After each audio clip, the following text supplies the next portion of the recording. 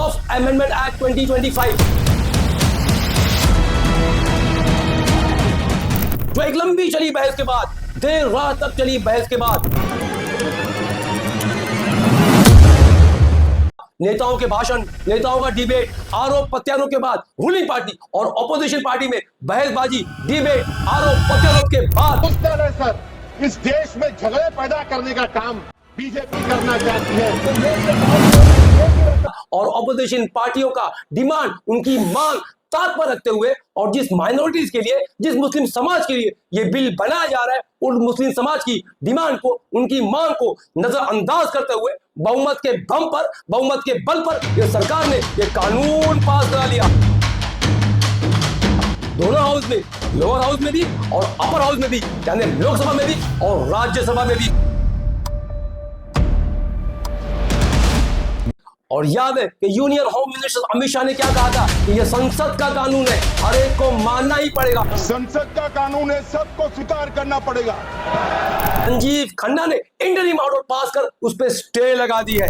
A three-judge bench led by CJI Justice Sanjeev Khanna made big observations over the act. The General said that those work by user which is registered and gazetted, that will not be denotified till the next date of hearing. The case has stirred intense political, social and religious debate, and the court's response today only raised the stakes further.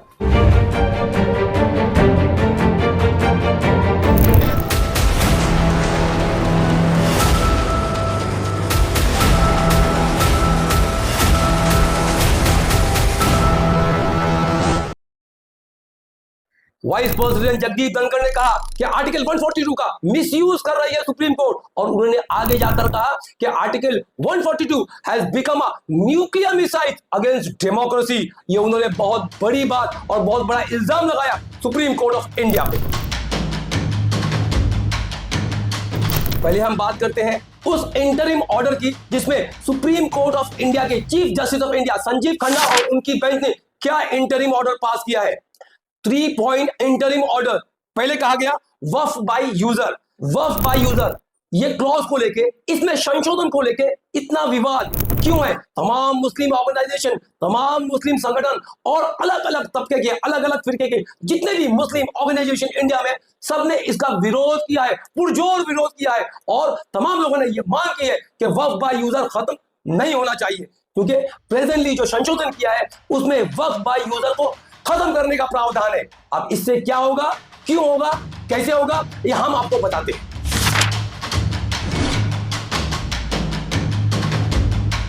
Waqf by user का मतलब होता है जो property किसी भी वक्त में, किसी भी जमाने में, किसी भी सदी में वक्फ की गई थी, अल्लाह के रास्ते में दे दी गई थी, और वो लंबे समय से रिलीजियस पर्पस के लिए, चैरिटेबल पर्पस के लिए इस्तेमाल हो रही है। यानी वो जगह पे, वो प्रॉपर्टी पे मस्जिद है, मदरसा है, कब्रिस्तान है और दीगर चीजें हैं। तो लंबे समय से जो चीज रिलीजियस पर्पस के लिए, चैरिटेबल पर्पस के लिए यूज हो रही है, तो वो वक्फ बाय यूजर है, तो बाय डिफॉल्ट वो वक्फ की प्रॉपर्टी होगी।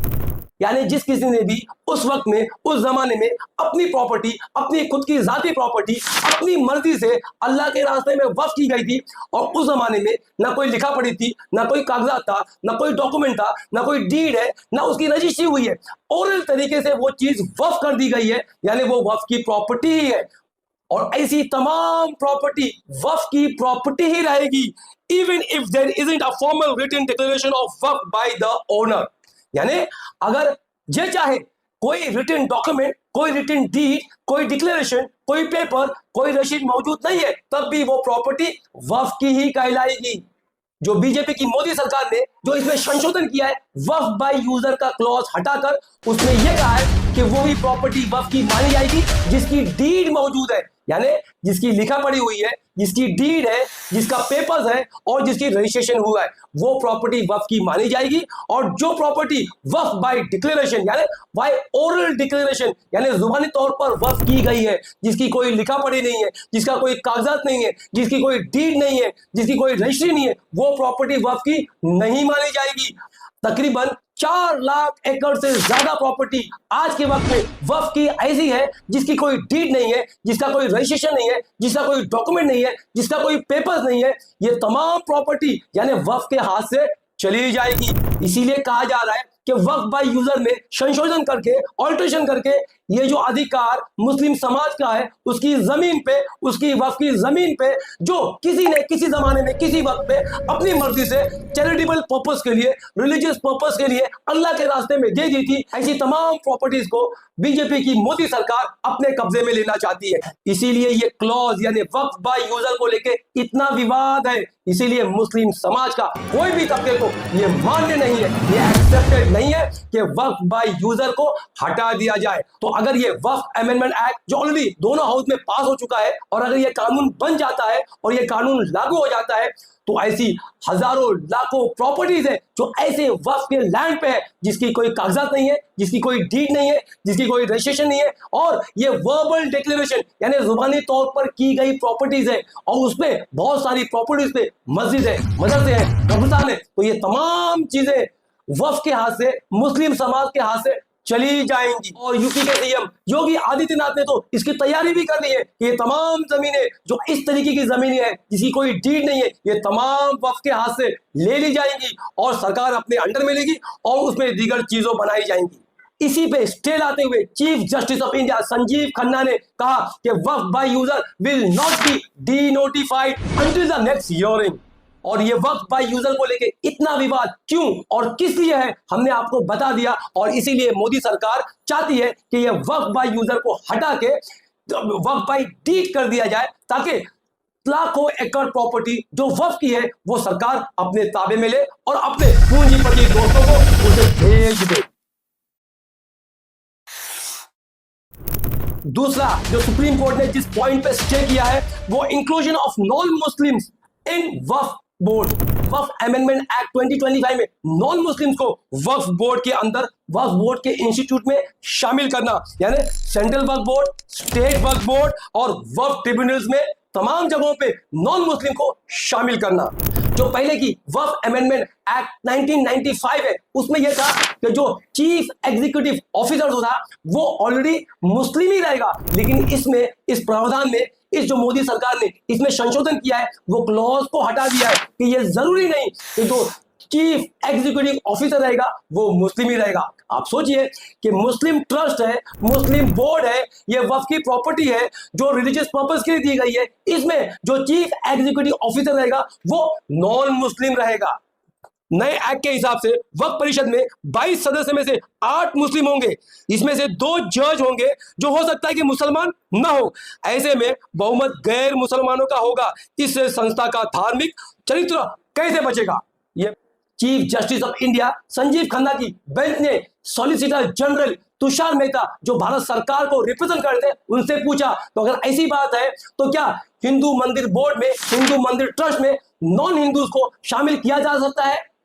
अगर ऐसा है तो क्यों नहीं? कपिल सिब्बल ने वक्फ कानून के खिलाफ तर्क देते हुए कहा कि पहले केवल मुस्लिम ही बोर्ड का हिस्सा हो सकते थे, लेकिन अब हिंदू भी इसका हिस्सा होंगे। आर्टिकल 26 कहता है कि सभी सदस्य मुस्लिम होंगे। कानून लागू होने के बाद से बिना वक्फ डीड के कोई वक्फ नहीं बनाया जा सकता। कपिल सिब्बल ने कहा कि वक्फ कानून के तहत बोर्ड में अब हिंदुओं को भी शामिल किया जाएगा। यह अधिकारों का हनन है। इस पर सुप्रीम कोर्ट ने केंद्र से पूछा कि क्या वो मुसलमानों को हिंदू धार्मिक ट्रस्टों का हिस्सा बनने की अनुमति देने को तैयार है। इस क्लॉज पर भी रोक लगा दी और इंटरिम ऑर्डर पास करते हुए स्टे किया और कहा कि इस क्लॉज पे कोई भी तब्दीली नहीं होगी अंटिल द नेक्स्ट हियरिंग। इस बिल में जो तीसरा सबसे बड़ा विवादित पॉइंट है वो कलेक्टर्स को अनलिमिटेड पावर दे दिया गया है। मतलब कलेक्टर ये डिसाइड करेगा, ये फैसला करेगा कि ये प्रॉपर्टी वक्फ की है या नहीं है। मिसाल के तौर पर कोई जमीन है, कोई प्रॉपर्टी है, कोई लैंड है वक्फ का जिसपे एंक्रोचमेंट है, कब्जा है स्टेट गवर्नमेंट का या सेंट्रल गवर्नमेंट का, अगर कलेक्टर ने कह दिया कि ये जमीन, ये लैंड जिसपे एंक्रोचमेंट है, जिससे कब्जा है सेंट्रल गवर्नमेंट का या स्टेट गवर्नमेंट का, ये वक्फ का नहीं है, तो उसी वक्त से ये वक्फ का लैंड नहीं रहेगा। फिर वक्फ बोर्ड कोर्ट जाएगा, केस चलेगा, हियरिंग चलेगी, जितना भी लंबा समय लगेगा, साल, 2 साल, 10 साल, 20 साल, जब तक ये केस चलेगा ये प्रॉपर्टी, ये लैंड, ये जमीन वक्फ की नहीं रहेगी। सुनिए, सोचिए कितना पेचीदा क्लॉज, कितना छुपा हुआ क्लॉज ऐड किया गया है। इसीलिए ये क्लॉज को लेके इतना विवाद तमाम मुस्लिम ऑर्गेनाइजेशन में, तमाम मुस्लिम संगठनों में इसीलिए है कि इन्हें पता है कि इस तरीके से सरकार की करनी पे और कहनी में बहुत फर्क दिखाई दे रहा है। यानी डायरेक्टली और इनडायरेक्टली सरकार ये वक्फ की जमीनों को हथियाना चाहती है। और सबसे बड़ी बात, कलेक्टर्स किसी भी राज्य सरकार या सेंट्रल गवर्नमेंट के खिलाफ जाने की हिम्मत करेगा क्या? उनके खिलाफ कोई फैसला करेगा? आप सोचिए, तीनों पॉइंट जिसको लेके कंटिन्यूस तौर पर तमाम मुस्लिम ऑर्गेनाइजेशन में विवाद चला था और तमाम मुस्लिम ऑर्गेनाइजेशन ने और अलग अलग इंडिविजुअल ने, अलग अलग पार्टियों ने सुप्रीम कोर्ट में याचिका दाखिल की थी इस वक्फ अमेंडमेंट एक्ट 2025 के खिलाफ, और उस पे स्टे देते हुए इंटरिम ऑर्डर पास किया सुप्रीम कोर्ट ने और कहा कि जब तक की नेक्स्ट शेयरिंग नहीं होती है, जो चीज जैसी है वो चीज वैसी ही रहेगी। जिस तरीके से संजीव खन्ना ने इस पर रोक लगाई है, ये बहुत बड़ा ड्रॉबैक है मोदी सरकार के लिए और खास करके हमारे गृह मंत्री अमित शाह के लिए, क्योंकि जिस तरीके से अमित शाह ने हाउस में कहा था ना कि ये संसदीय कानून है, हर एक को मानना ही पड़ेगा, उसी कानून पर आज सुप्रीम कोर्ट ने रोक लगा दी।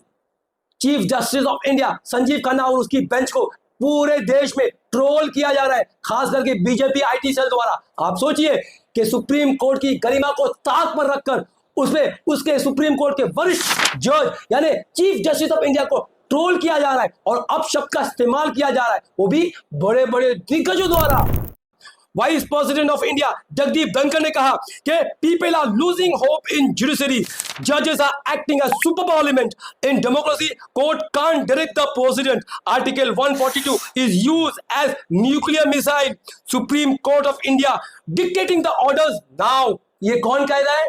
ये हमारे देश के वाइस प्रेसिडेंट जगदीप धनखड़ कह रहे हैं। किसके बारे में? सुप्रीम कोर्ट ऑफ इंडिया के बारे में और सुप्रीम कोर्ट के चीफ जस्टिस ऑफ इंडिया के बारे में। Article 142 has become a nuclear missile against democratic forces.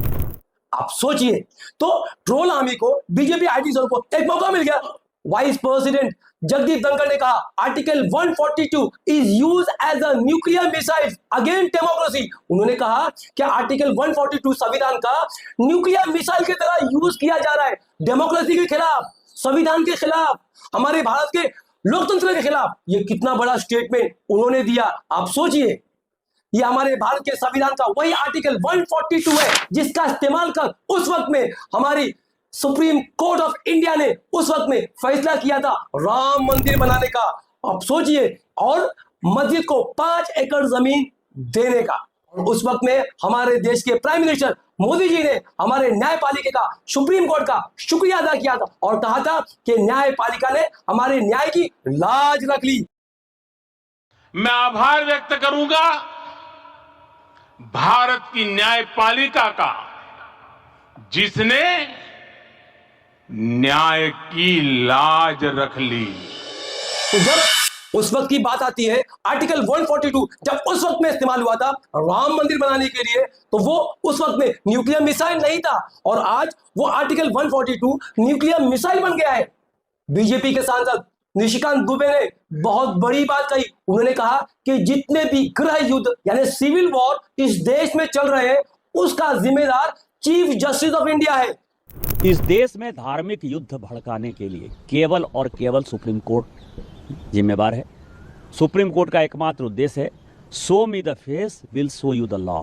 Supreme court अपनी सीमा से बाहर जा रहा है। सुप्रीम कोर्ट की सीमा यह है कि भारत का संविधान जिस कानून को बनाया उस कानून की उसको व्याख्या करनी है, और यदि वो व्याख्या नहीं कर सकती है और सब कुछ के लिए सुप्रीम कोर्ट जाना है तो इस संसद का कोई मतलब नहीं है, विधानसभा का कोई मतलब नहीं है, उसको बंद कर देना। आप सोचिए कितनी डेंजरस बात, कितनी भयावह बात और कितना बड़ा सुप्रीम कोर्ट का और सुप्रीम कोर्ट के जजमेंट का अपमान किया जा रहा है, सुप्रीम कोर्ट की अवहेलना की जा रही है, सुप्रीम कोर्ट की गरिमा को तार-तार किया जा रहा है। और निशिकांत दुबे ने अपने एक दूसरे ट्वीट में कहा कि अगर कानून सुप्रीम कोर्ट बनाएगा तो संसद भवन को बंद कर देना चाहिए।